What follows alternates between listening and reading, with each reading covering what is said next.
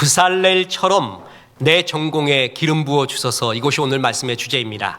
지난주에 이어서 우리의 직업 그리고 내가 하고 있는 일, 그 소소한 모든 일에 하나님의 영광이 임하기를 원하는 기도입니다. 마치 할머니가 눈깔 사탕을 품에서 잘 갖고 계시다가 사랑하는 손주 손녀 오면은 나누어 주듯이 목사도 참 소중하게 여기는 성경 구절이 있습니다. 모든 성경이 하나님의 말씀이지만 그 중에 나를 감동시키고 변화시키고 그래서 참 소중하다, 아까워하고 소중히 여기는 구절이 있는데 오늘 구절이 그렇습니다. 브살렐의 이야기입니다. 성경에서 하나님의 영을 그에게 충만하게 하여 라는 표현이 처음 나온 사람이 브살렐입니다. 왕도 제사장도 선지자도 아니라 금과 은과 노스를 다루는 장인, 그 자기의 전문 직업을 가진 그 사람에게 하나님의 영을 그에게 충만하게 하여 라는 구절이 처음 나옵니다. 브살렐 이전에도 하나님의 영과 연관된 사람은 있습니다. 창세기에 보면은 바로는 요셉을 가리켜 이와 같이 하나님의 영에 감동된 사람이라고 말합니다. 원어를 보면은 하나님의 영이 그 안에 있는 사람 정도의 표현입니다. 그런데 성경 최초로 하나님의 영을 그에게 충만하게 하여, 주체가 뭐죠? 하나님이에요. 쉽게 말해서 성령 충만을 그에게 주어서 라는 구절이 처음 나온 사람이 바로 선지자도 왕도 제사장도 아니라 평범한 직업을 가진 브살렐 한 사람이었습니다.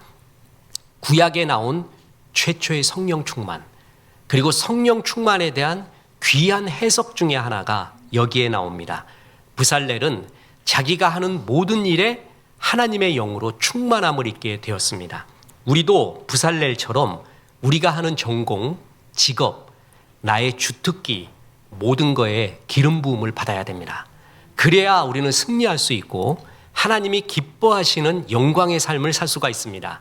왜 우리는 우리 전공에 기름 부음을 받아야 될까요? 이유가 있습니다. 첫째로 최상으로 이웃을 섬기기 위해 그렇습니다. 자, 출애굽기 31장 3절 4절 다시 보면 하나님의 영을 그에게 충만하게 하여 지혜와 총명과 지식과 여러 가지 재주로 정교한 일을 연구하여 금과 은과 노스로 만들게 하며 보석을 깎아 물리며 여러 가지 기술로 나무를 새겨 만들게 하리라. 그래서 브살렐이 만든 게 뭐죠? 성막이에요. 그 성막에서 뭐 합니까? 예배를 드립니다. 모든 회중이 그 성막 예배를 드리면서 하나님의 영광을 보고 하나님의 살아계심을 체험하고 주의 말씀을 듣는 그 일에 쓰임받았습니다. 하나님이 내 일에 기름을 부어주시는 이유는 그것을 가지고 이웃을 잘 축복하라. 자, 내가 하고 있는 직업의 의미는 크게 세 가지가 있습니다. 하나는 누가 뭐래도 나와 내 가족이 먹고 사는 생존의 차원, 우린 그거 갖고 생존하는 거예요.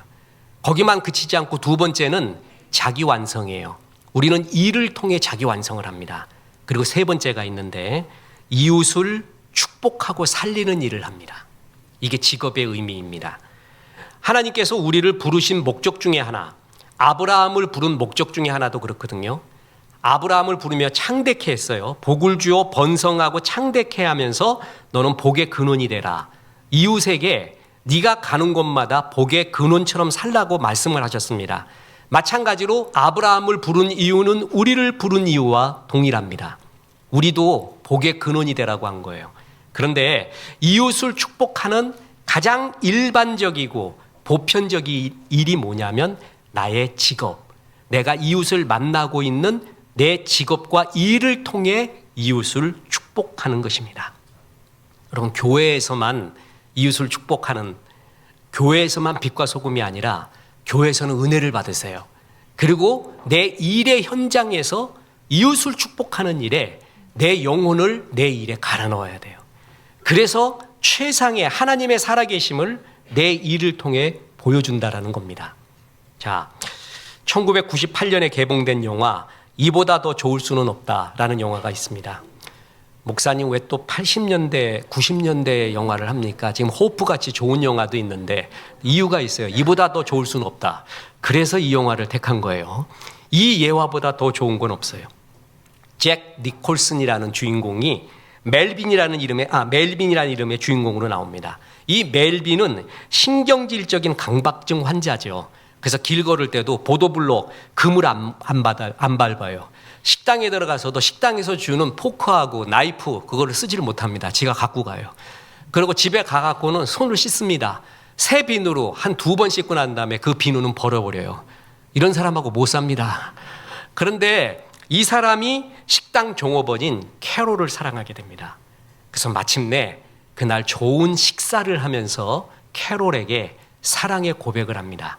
근데 뭐라고 고백하냐 하면은 당신과의 만남이 나를 더 좋은 남자가 되게 만들었다. 내가 더 좋은 남자가 되도록 결심하게끔 당신이 만들었다. 그 얘기예요. 그러니까 사랑은 사람을 변화시킨다는 보편적인 주제죠. 저는 이 영화를 볼 때 엉뚱한 상상을 한번 해봤습니다. 그 영화가 뜻하는 주제하고는 다르게 어디서 고백을 했다고요? 식당에서 그 고백을 합니다. 근데 그때 식당이 음식이 너무 맛이 없어. 이 중요한 고백을 하는데, 그리고 종업원이 너무 불친절해. 음식 딱 펴보니까 그냥 이만큼 그냥 뭐가 나와요. 머리카락이 나와요. 그리고 뒤에 배경으로 흐르고 있는 피아노가 있는데 너무 거칠은 음악이 나와요. 멋지지도 않고. 그렇다면 멜빈이 캐롤에게 이 고백을 했을까요? 그 강박증 환자가 고백하려고 하다가 피아노한테 포크를 집어 던졌을 거예요. 아니 음식 뒤집어 버렸을 거예요. 그 고백을 할 수 있었던 것은 그 식당이 너무나 멋졌어요. 음식이 너무 맛있었고요. 종업원도 너무나 친절했고요. 뒤에 흐르고 있는 피아노도 너무나 멋졌어요. 그래서 고백을 할 수 있었어요. 저는 그런 상상을 해봤습니다. 하나님이 내가 어떤 식당을 경영하고 있는데 멜빈과 캐롤 같은 사람을 내 식당으로 불러 모아요. 걔를 축복해라. 아브라함은 부지 중에 손님을 잘 축복을 해서 죽게 하듯 해요. 부지 중에 천사를 대접했다고 했어요. 하나님을 대접한 거거든요. 내 직업은 그럼 멜빈과 캐롤 같은 사람을 어느 날 축복하기 위하여 최상의 음식과 최상의 음악을 내가 그 영혼을 섞은 것을 그때 제공했기에 그 사람이 거기서 쉼을 얻고 고백을 하고 새로운 사랑의 역사가 시작된 거예요. 저는 그렇게 상상을 해봤습니다. 내가 하는 직업은요, 많은 죽어가는 사람들을 살릴 수 있는 하나님의 살아계심을 보일 수 있는 그런 이웃과 가장 1차적인 접촉을 하는 것이 내 직업, 내 전공, 내 주특기를 통해서입니다. 고전적인 정의에 의하면 소명이란 세상의 모든 일에서의 하나님의 부르심입니다. 그런데 그 부르심은 목사만 소명이 아니라 내가 하고 있는 직업을 소명이라고 합니다.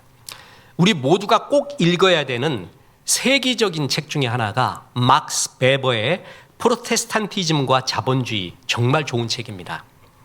거기는 이 막스 베버가 기독교, 특히 청교도가 초창기에 세상에 수많은 선한 영향력을 미치기 시작을 했대요. 또 왜 그렇게 기독교가 선한 영향력을, 특히 이 자본주의 사회의 근간을 이루는데 굉장히 영향력을 미쳤냐라고 보니까 세속 직업, 그러니까 내가 하고 있는 직업을 하나님이 주신 사명으로 여기면서부터 기독교인이 세상에 영향을 미치기 시작했다는 거예요. 그 전까지만 해도 이 소명은 성직자만 받는 걸로 알았다는 거예요. 근데 아니라는 것이죠. 뭐냐면은 내 직업, 하나님이 내게 주신 그 직업, 하고 있는 일이 주께 내게 받은 천직이요 소명이라는 그런 신앙적, 성경적 생각을 퍼뜨리기 시작하면서 그것을 아멘 하면서부터 장사하는 사람이, 사업하는 사람이, 음식 만드는 사람이, 예술하는 사람이 내가 하고 있는 일이 그저 그런 일이 아니라 먹기 살기 위해서 하는 일이 아니라 주께 드리는 예배다라고 인식하기 시작했다는 거예요.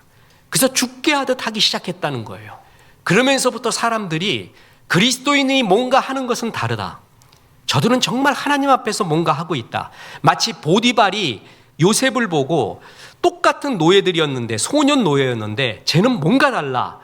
제 생각을 흐르고 있는 저 소년의 마음의 근간에 흐르고 있는 근본 원리라는 것이 있는 것 같아. 그게 하나님 앞에서라는 거예요. 그걸 느꼈듯이 초창기 청교도들이 그렇게 내 직업을 하나님이 주신 천직으로 여기고 그 직업에 내 영혼의 모든 힘을 쏟아 넣을 때 사람들이 그걸 보고 하나님의 영광을 보기 시작했다라는 것입니다. 자, 보세요. 하나님이 부살렐에게 얼마나 많이 불어넣어 줬는지 모릅니다. 진짜 가슴이 뜁니다. 이런 것은 사모하고 기도하셔야 돼요. 출애굽기 31장 3절에 보면 하나님의 영을 그에게 충만하게 하여 지혜와 총명과 지식과 여러 가지 재주로, 지혜, 총명, 지식이 나오잖아요. 지혜는 호크마, 총명은 테브나, 지식은 다아트. 이 세 개가 동시에 똑같이 이 단어가 나오는 성경의 또 다른 구절이 하나 있습니다. 잠언 3장 19절에 여호와께서는 지혜로 땅에 터를 놓으셨으며 명철로 하늘을 견고히 세우셨고 그의 지식으로 깊은 바다를 갈라지게 하셨으며 공중에서 이슬이 내리게 하셨느니라. 태초에 하나님이 천지를 창조할 때 하나님의 지혜, 명철, 지식을 부어넣었습니다. 그 똑같은 하나님이 천지 창조를 할 때 부어넣었던 그 하나님의 영광, 창의력을 지금 땅에 있는 한 장인 부살렐의 직업, 그가 하고 있는 일에 불어넣었다는 거예요. 그 세 가지를, 하나님의 영을 그에게 충만하게 하여 지혜와 총명과 지식, 창조의 영광의 능력, 창조할 때 하나님이 온 혼심을 다해 썼던 그 영광의 능력을 부살렐에게 불어넣어 줬다라는 것입니다. 창조의 능력이 내 직업에 내려온 겁니다. 성령 충만은 초자연적인 은사나 뜨거운 신앙적 황홀적 체험도 있습니다. 그것도 성령 충만의 한 형태입니다. 그러나 그것만 성령 충만이 아닙니다. 우리는 일상에서 성령 충만을 받을 수 있고 받아야 하는데 그것은 내 직업, 내 설계도에 성령이 임하고 내가 들고 있는 대패에, 끌에, 실과 바늘에, 내가 요리하고 있는 칼에, 심지어는 내 컴퓨터에 성령의 충만이 임할 수 있다는 겁니다. 그리고 그것을 하나님이 원하고 계시다라는 것입니다. 그런데 여러분, 저는 더 기절할 일, 성경에서 굉장히 좋아하는 구절이 이 구절이고, 이 구절을 놓고 하나님 앞에 저에게도 이걸 달라고 기도하는 구절이 많습니다. 부살렐에게 창조 때 보여줬던 지혜, 총명, 지식을 부어줬잖아요. 또 부어준 게 있습니다. 31장 4절, 정교한 일을 연구하여 금과 은과 노스로 만들게 하며, 정교한 일을 연구하게 하다. 라흐쇼프 마하샤보트, 핫사브에서 나온 말인데 둘 다 똑같은 말이에요. 하나는 동사고 하나는 명사형의 똑같은 단어에서, 핫사브에서 나온 단어인데 생각하다, 계산하다, 기획하다, 고안하다, 설계하다가 핫사브예요. 그 핫사브의 투 부정사형이 라흐쇼브, 그 다음에 명사 복수형이 마하샤보트. 그래서 생각하다, 계획들, 의도들, 설계들. 자, 쉽게 설명하겠습니다. 이 얘기는 정교한 일을 연구하다라는 말은 원어에 가깝게 사역을 해보면 생각들을 생각해내게 하다, 고안을 고안하게 하다. 더 쉽게 이야기할까요? 이때 이 생각이라는 것은 어떤 지나가는 생각, 느낌이 아니라 예술적인 설계, 정교한 디자인, 상상력을 의미합니다. 그러니까 하나님이 부살렐에게 지혜와 지식과 총명, 이런 것만 불어넣어 준 게 아니라 생각할 힘, 상상력을 불어넣어 줬다는 겁니다. 저는 이 구절이 그렇게 좋습니다. 전 대학교 때, 아니 고등학교 때부터 상상력과 창의력은 어디서 나오는 건가, 그거를 깊이 연구해 왔습니다. 그래서 그에 대한 전문 서적들도 수없이 읽었는데 상상력, 창의력 전문가들이 하는 말이 굉장히 공감이 가요. 뭐냐면 상상력, 창의력은 어느 날 커피 먹고 쑥 떨어지는 게 아니라 끝없이 내 전공 분야를 성실하게 지겹도록 반복하고 꾸준히 견디어 나가는 어느 순간에 터지는 인사이트지, 아무 연구도 안 하는데 가만히 있어서 터지는 게 아니라는 거예요. 저는 거기에 100번 동의합니다. 창의력은 엉덩이로 쓰는 겁니다. 앉아 있는 거예요. 끝까지 그 일을 성실하게 하다가 어느 날 터지는 인사이트지 어느 날 다가오는 게 아니에요. 문장도 그렇습니다. 마찬가지로 이 창의력, 하나님이 주셔야 그래도 그것이 임합니다. 도대체 어떻게 이런 생각이 떠오를까? 이런 창의력이 어떻게 떠오를까? 지금 그것은 아직까지도 고민입니다. 오늘 성경에 의하면은 정교한 일을 연구하게 하며 생각들을 생각해내게 하며 모든 주석이, 히브리 학자들이, 이 구약 학자들이 이 구절을 보석이라고 하며 인간의 상상력과 창의력을 하나님이 불어넣어 준다라는 구절이에요. 저는 이게 너무나 좋습니다.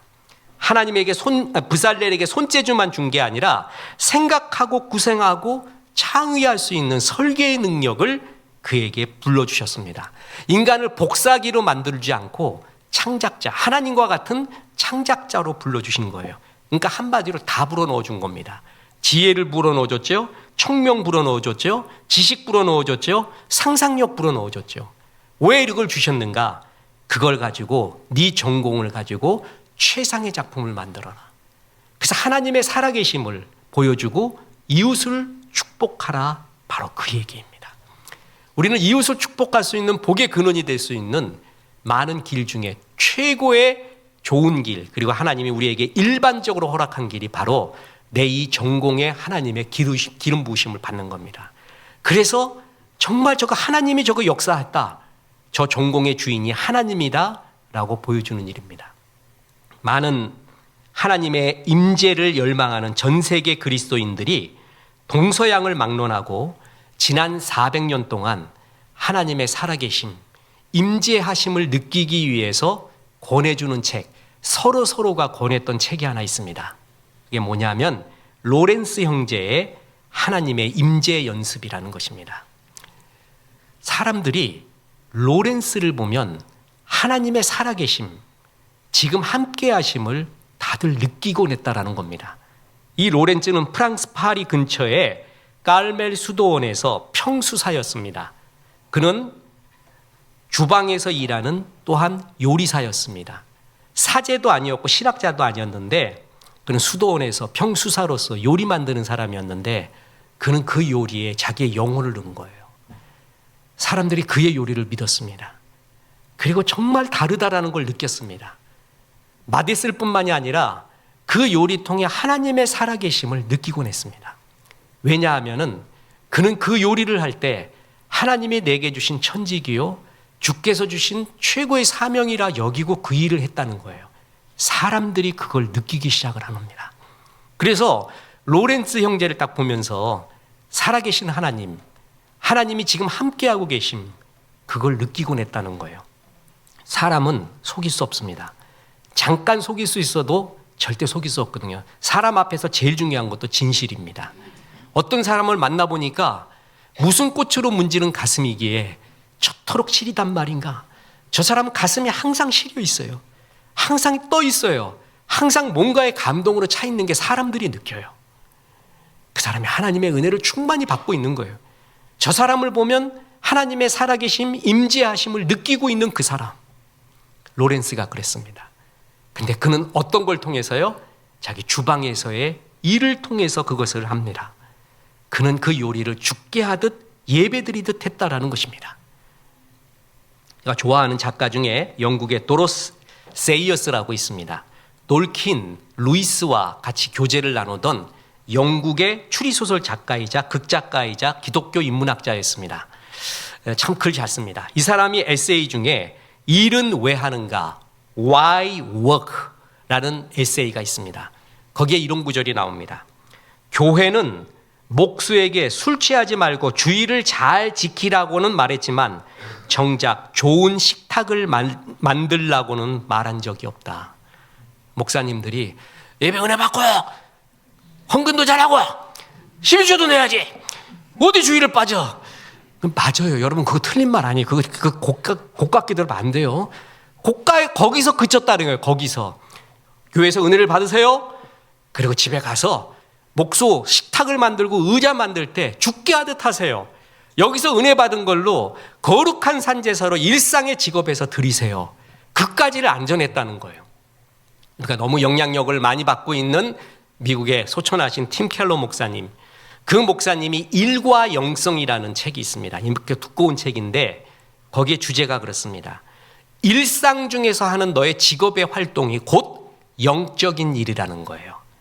그래서 일이 곧 기도요, 찬양이고 예배입니다. 이것을 강조하고 있어요. 그게 일과 영성이에요. 근데 우리는 이걸 구별을 해가지고 여기서 예배드리고 여기서 찬양하는 것은 거룩한 주의 일이고, 내가 집에서 요리하고 내가 컴퓨터 작업을 하고 그리고 또 이런 식당을 하고 또한 사업을 하는 것은 그것은 다른 일로 분리를 하게 될 때 하나님의 영광이 임하지 않습니다. 다시 말합니다. 구약에서 최초로 성령 충만을 입은 것은 부살렐 장인의 그 일을 통해서 하나님이 영광 받은 겁니다. 왜 우리는 부살렐처럼 우리의 직업에 기름 부음을 받아야 되는가? 첫 번째 이유가 뭐라고요? 이웃을 최상으로 축복하기 위해. 그래서 하나님이 살아계심을 보여주기 위해서예요. 두 번째 이유가 있습니다. 내 전공으로 최상의 방향, 하나님께 영광을 돌리기 위해서입니다. 자, 여러분, 지금 인공지능의 시대, 그죠? 저도 7개를 쓰고 있습니다. 그 중에 지금 시대가 어떻게 흘러가는 것을 보기 위해서 계속 인공지능은 이제 모건 하우절이 말하듯이 듀얼 브레인, 지금 시대는 2개의 지능으로 사는 거예요.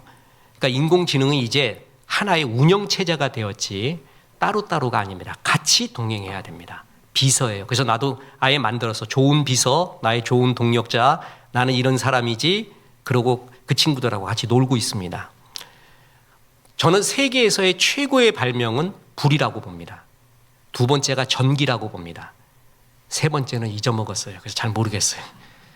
그런데 발명할 때마다 사람들은 희망과 또한 부정적인 견해가 있죠. 그런데 대개 희망이 이깁니다.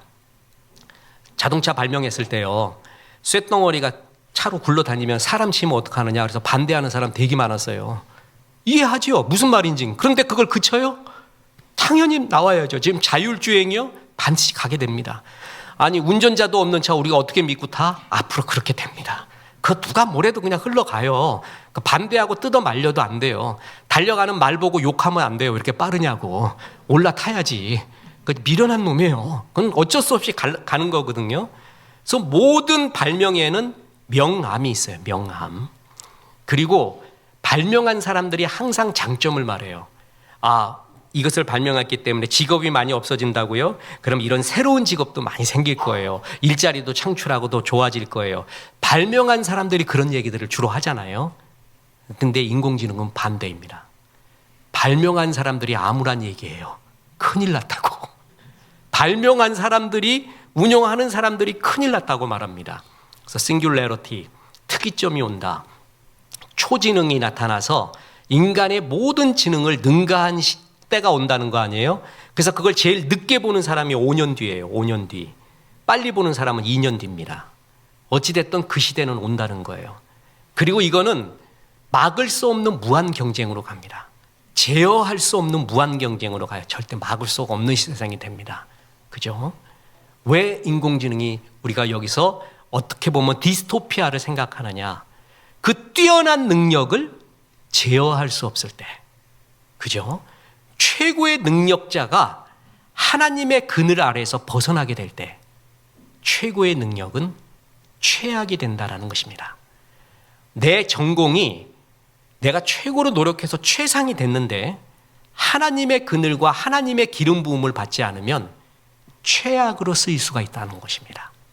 자, 보세요. 출애굽기 31장 2절에 내가 유다 지파 훌의 손자요 우리의 아들인 브살렐을 지명하여 부르고, 이 브살렐이라는 이름이 뭐냐면 베첼, 그늘이라는 뜻이에요. 그리고 엘, 하나님이라는 뜻. 그래서 부첼엘이에요 원래. 그래서 브살렐로 된 거예요. 원래는 부첼엘, 하나님의 그늘이라는 뜻이에요. 이름 자체가 뭐냐면 내가 아무리 정교한 기술을 갖고 있어도 나는 하나님의 그늘 아래서 살고 싶습니다. 이름 자체에서 그게 나오고 있습니다. 만약에 내가 최상의 기술을 갖고 있는데 하나님을 벗어나 있잖아요. 최악으로 쓰입니다. 자, 증거가 있습니다. 오늘 본문이 출애굽기 31장이잖아요. 브살렐이 금을 다루는 이야기를 합니다. 31장 다음이 뭐라고요? 32장. 저 어려운 거 안 묻는다 그랬죠? 32장에도 금 다루는 이야기가 나와요. 거기에는 아론이 금을 다루는 이야기가 31장 바로 다음에 나옵니다. 보세요. 32장 2절. 아론이 그들에게 이르되 너희 아내와 자녀의 귀에서 금고리를 빼어 내게로 가져오라. 모든 백성이 그 귀에서 금고리를 빼어 아론에게로 가져가매 아론이 그들의 손에서 금고리를 받아서 부어서 조각칼로 새겨 송아지 형상을 만드니 그들이 말하되 이스라엘아 이는 너희를 애굽 땅에서 인도하여 낸 너희의 신이로다 하는지라. 같은 금이었습니다. 같은 불이었고 같은 세공 기술이었습니다. 근데 브살렐은 그 금이 성막이 되었고요. 아론의 금은 송아지가 되었습니다.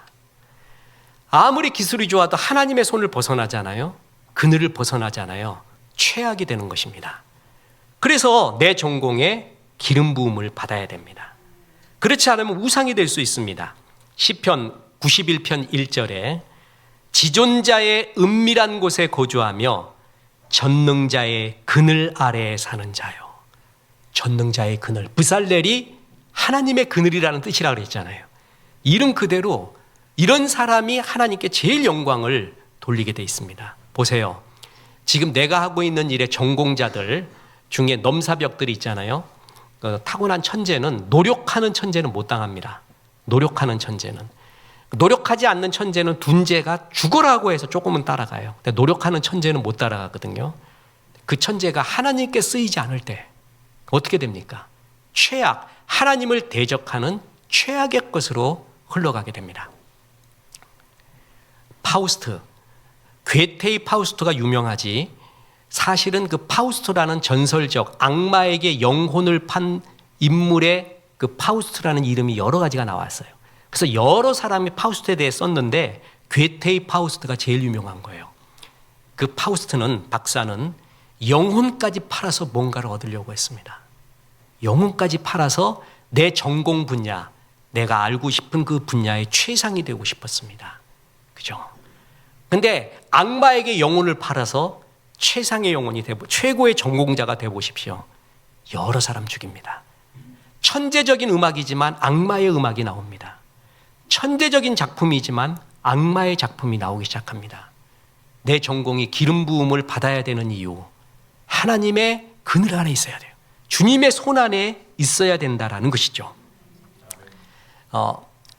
지금 어제가 광복절이었습니다. 저는 세상에 행님들, 존경하는 행님들이 참 많은데 약간 사이코 같은, 약간 빗나간, 그런데 진실이 있는 순수한 사람들을 좋아해요. 내가 이 삼성동 우리 교회 근처에서 제일 큰 행님을 봤습니다.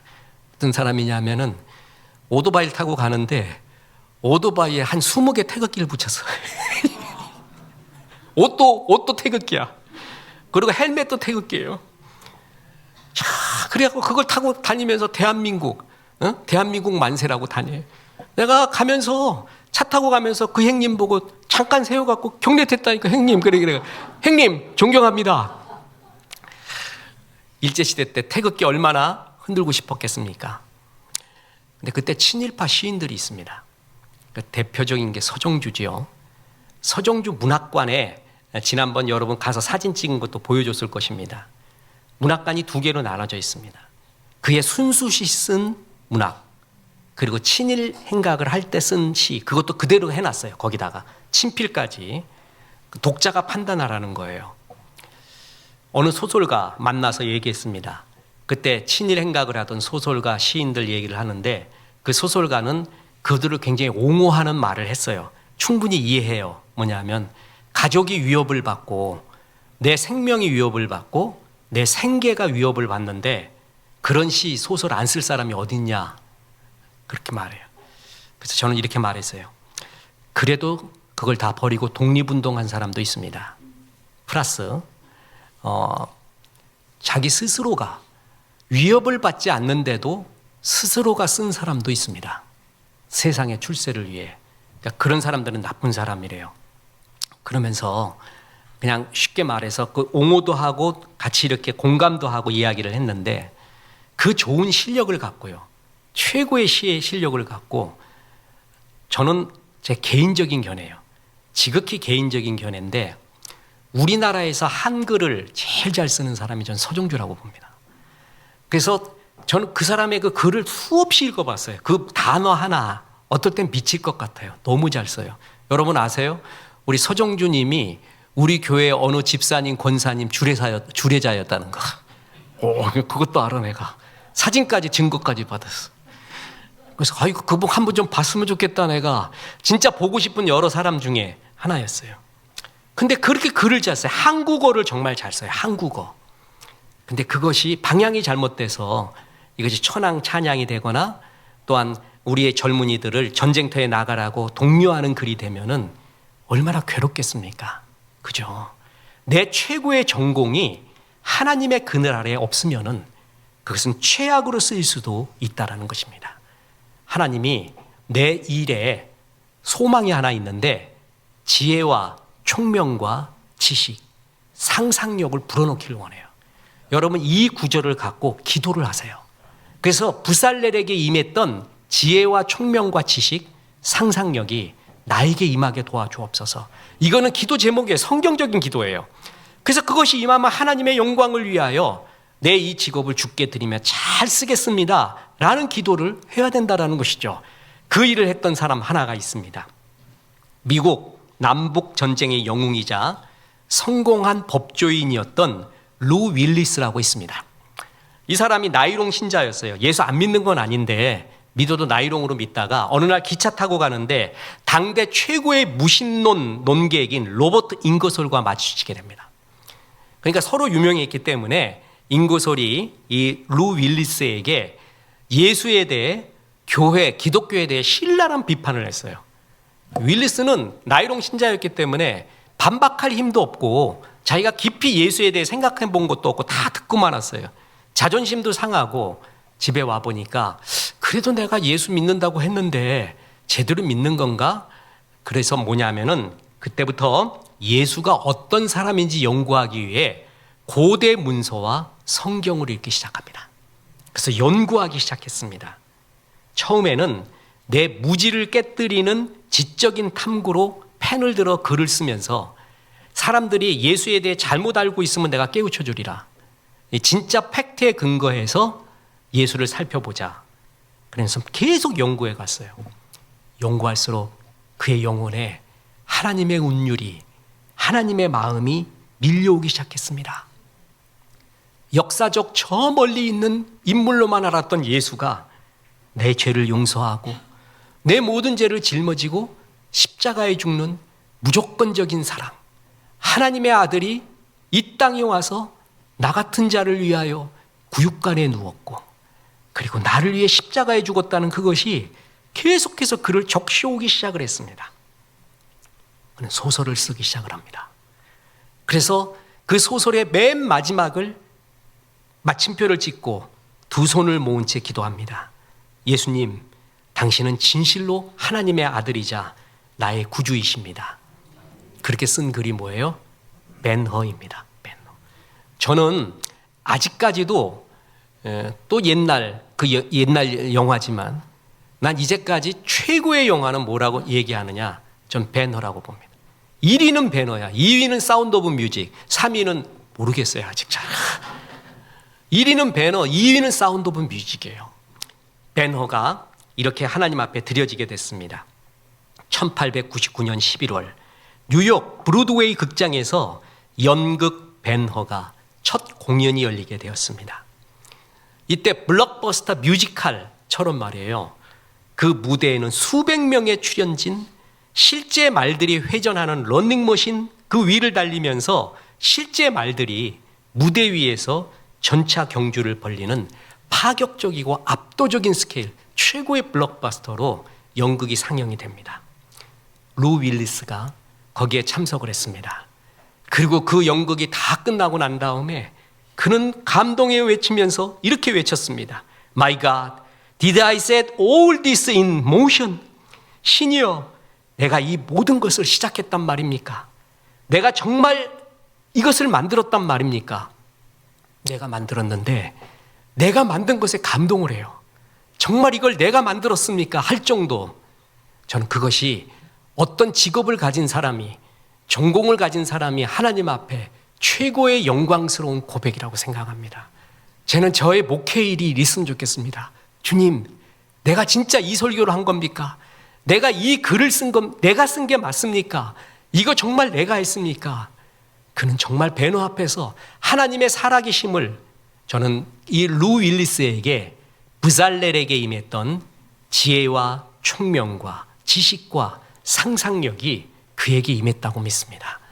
세상에 참 행복한 사람은 죽음보다도 더 강한 사랑을 하는 대상이 있는 사람, 그리고 죽을 만큼 좋은 사명 일을 하고 있는 사람, 이 사람이 제일 행복하다고 봅니다.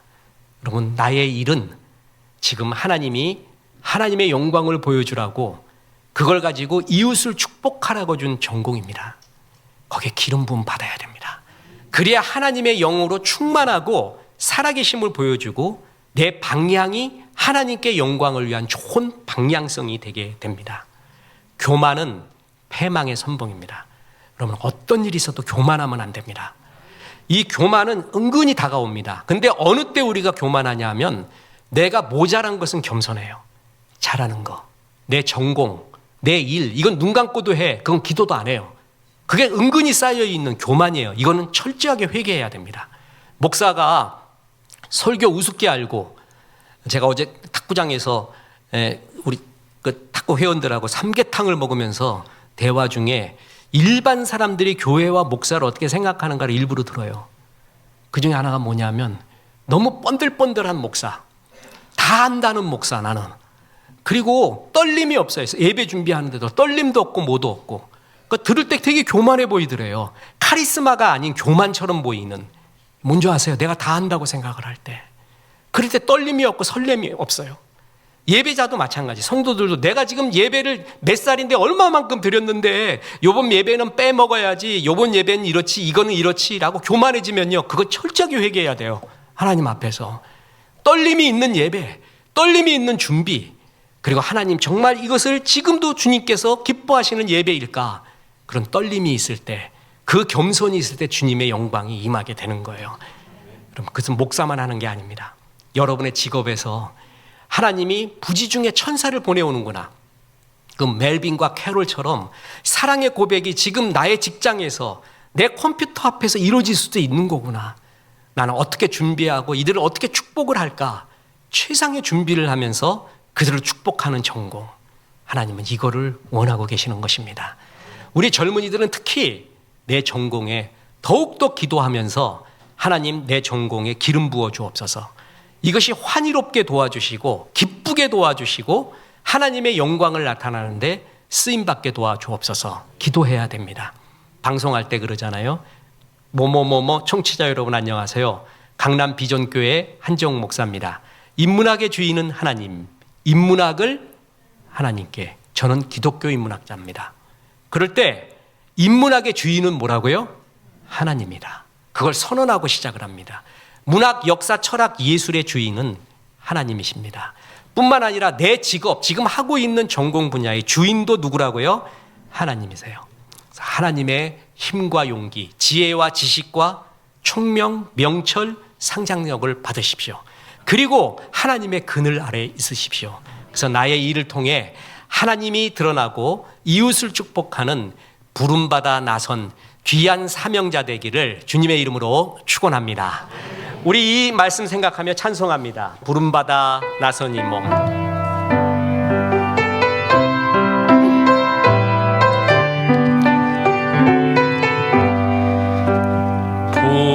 부름받아 나선 이 몸 어디든지 가오리다. 괴로우나 즐거우나 주만 따라가오리니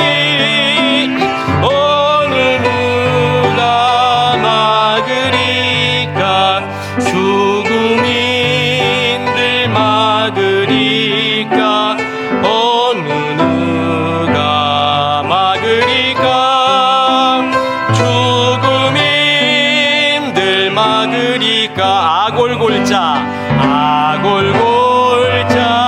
빈들에도 복음 들고 가오리다 소돔 같은 거리에도 사랑 안고 찾아가서 종의 몸에 지닌 것도 아낌없이 드리리라 종의 몸에 지닌 것도 아낌없이 드리리다. 이제는 우리 구주 예수 그리스도의 은혜와 하나님의 크신 사랑과 성령님 너의 직업을 하나님께 드리라 말씀하심이 이 말씀에 아멘한 성도들에게 함께 하셔서 이제부터 끝날까지 크신 영광 받으시옵기를 우리 구주 예수 그리스도 이름으로 축원하옵나이다. 아멘.